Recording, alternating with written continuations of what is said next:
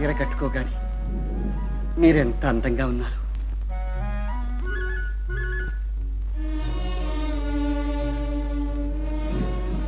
Coffee సిద్ధంగా ఉంది.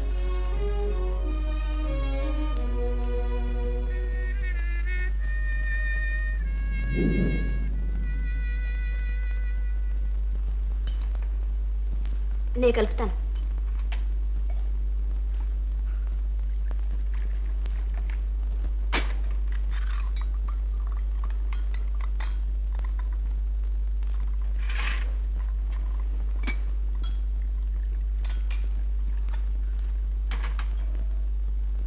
మీ శ్రీమతి గారు ఇంట్లో లేరా? అదేమిటో గాని రత్నాదేవి, నేను ఎంత దగ్గరగా రావాలని ప్రయత్నించినా ఈ లోకం ఎందుకో నన్ను దూరంగా తరిమివేస్తోంది. అదేమి డాక్టర్, మిమ్మల్ని అందరూ ఎంతగానో గౌరవిస్తున్నారు, ప్రేమిస్తున్నారు. మీ సహకారం కోసం తహతహలాడుతున్నారు. అవును, నేను విధి విరామం లేకుండా పనిచేస్తున్నాను. అదే నా పొరపాటేమో. నా స్వార్థం సౌఖ్యం విడిచిపెట్టి పాటుపడుతున్నందుకు ఫలితమేముంది? మీరు త్యాగానికి ప్రతిఫలం ఆశిస్తున్నారా? కనీసం మనశ్శాంతి అయినా ఉండాలిగా. మనస్సు చంచలమైంది. రాయి మాత్రం కాదుగా. రాయి చేసుకున్న వాళ్ళు కొందరున్నారు. అదే నా దురదృష్టం. ఆశాపాశాలు తెంచుకోలేక, పరాజయాలు భరించలేక త్రిశంకు స్వర్గంలో వేలాడుతున్నారు. ఇక నాకెవ్వరూ ఏమీ చేయలేరు. నిరుత్సాహపడకండి డాక్టర్. మిమ్మల్ని ఎవరు గౌరవించడం లేదు.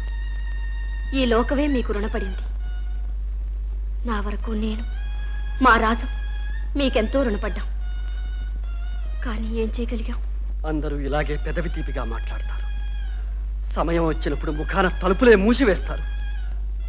కానీ ఈ మందభాగ్యుడి ఆత్మక్షోభ అర్థం చేసుకుని సానుభూతిగా, సాదరంగా ఒక్క ఓదార్పు మాటైనా చెప్పేవారేది? ఇదేగా రుణం తీర్చుకోవడం. డాక్టర్, అలా అనకండి డాక్టర్, అలా అనకండి. మీరే తలుచుకుంటే నా రాజుని నాకు చూపించలేరు.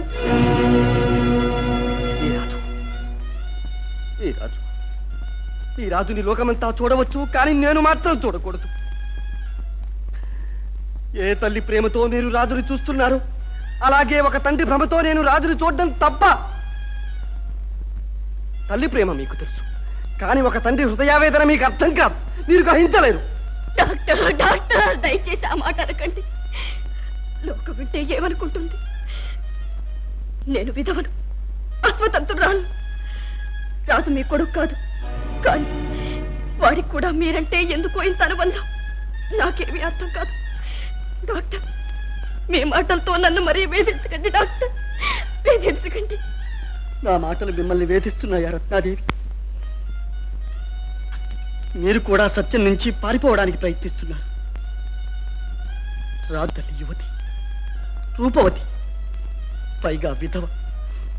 ఆమె ఒక వృద్ధురాలై ఉంటే, కురూపై ఉంటే, కనీసం 5వ తరమైనా కలిగి ఉంటే నాకు ఈ అవమానం జరిగేదా? రాజును చూడడానికి నాకేమైనా అభ్యంతరం ఉండేదా? అవును, అంతే అనుకోండి డాక్టర్, మీరు అలాగే అనుకోండి. నా అభిమాన సాక్షిగా చెప్తున్నాను, అలాగే అనుకోండి. కానీ ఈ లోకంలో అపనిందల పాలయ్యే కంటే అదే మేలు డాక్టర్, అదే మేలు. మీరు నన్ను అపార్థం చేసుకుంటున్నారు. అపనిందల పాలవడానికి మిమ్మల్ని ఎప్పుడైనా నేను అలాంటి దృష్టితో చూశానని మీరు చెప్పగలరా? మీ అత్తగారు కానీ ఆడబిడ్డ కానీ నిరూపించగలరా? మీ దుస్థితిని అవకాశంగా తీసుకుని నేను ఎన్నడైనా నా మానవత్వాన్ని కోల్పోయానని చెప్పగలరా? చెప్పండి రత్నాదేవి. ఆపండి డాక్టర్,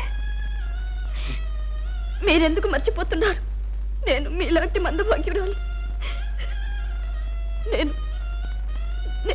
నేను ఏమి కాను డాక్టర్, నేను ఏమి కాను.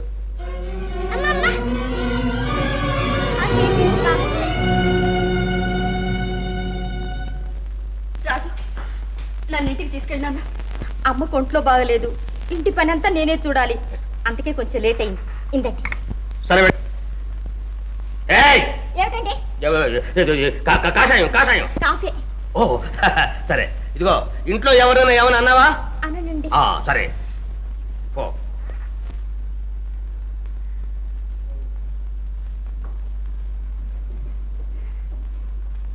అయ్యా ఒక్క చిన్న సందేహం. అసలు నీ పేరే సందేహాలు ఏమిటయ్యది? అంటారని అనుకుంటున్నానే ఉన్నానులేండి. ఏమీ లేదు, ఇంతకాలం నుంచి అమ్మగారంటేనే మీరు భయపడుతూ ఉండేవారు. ఇప్పుడు మీ పేరు చెబితేనే ఆ అమ్మగారు అడిగి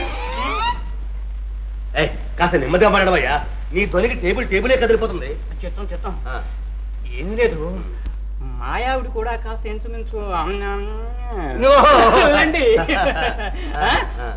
ఆ చిట్టగా ఏదో కాస్త చెబితే వాడుకుని సుఖపడిపోతాను. ఇవే కాళ్ళు. నా చేతులు కాళ్ళు అనుకోమంటావా? అనుకోండి. ఎవడవా నువ్వు మంచి చెడ్డ లేక ఏం లేదు. చూడు అమ్మగారు చూడు.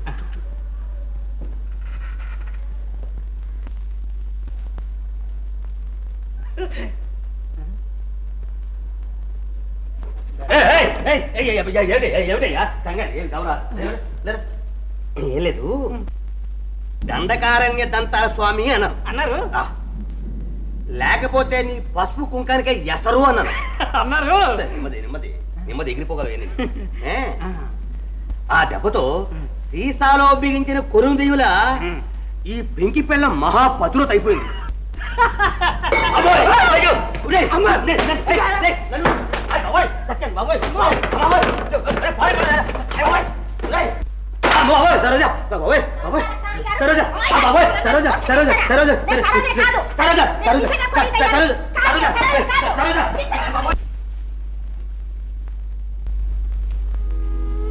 ఈవేళ ఎందుకలా దిగులుగా ఉన్నారు? మా నాన్నగారు పోయారు. మీ నాన్నగారా? వారు ఉన్నట్టు మాట వరుస కూడా మీరు ఎప్పుడు చెప్పలేదే. అవసరం లేకపోయింది. అసలు ఆయన ఎక్కడ ఉండేవారు? ఏం చెప్పమంటావు? నేను లక్ష్మిని పెళ్లాడడం నాన్నగారికి ఇష్టం లేదు. ఒకనాడు ఇక నీకు నాకు ఏ సంబంధం లేదు. నీ కన్న తండ్రి పరువు ప్రతిష్టల కంటే ఒక సామాన్యురాలు నీకు ఎక్కువైందా? మీరు సంస్కర్తలు, నా సంస్కారం అంతా మీది. నేను లక్ష్మిని ప్రేమించి పెళ్లి చేసుకున్నాను. ఆమె మీ కోడలు, ఈ ఇంటి మహాలక్ష్మి. మన వంశానికి మాయని మచ్చ. ఆ దరిద్ర దేవత ఇంట్లో అడుగు పెట్టడానికి వీల్లేదు. అదే నీకు ఎక్కువైతే దాంతోనే ఊరేగు. నీవు కూడా ఈ ఇంట్లో కాలు పెట్టాల్సిన అవసరం లేదు. అలాగే నాన్నగారు, వెళ్ళిపోతున్నాను. ఏ ఆశయం కోసం మీ నుండి దూరం అయిపోతున్నాను, ఆ ఆశయ శిఖరం నుండి అతపతిని కాకుండా నన్ను ఆశీర్వదించండి.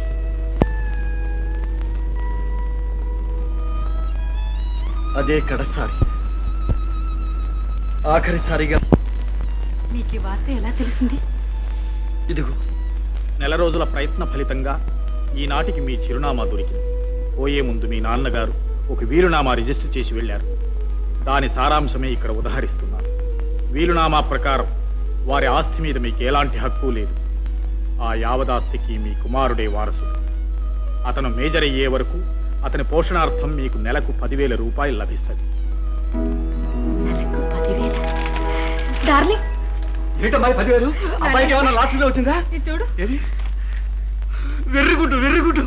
అమ్మాయి, మన అదృష్టం పండింది, మన సుడి తిరిగింది.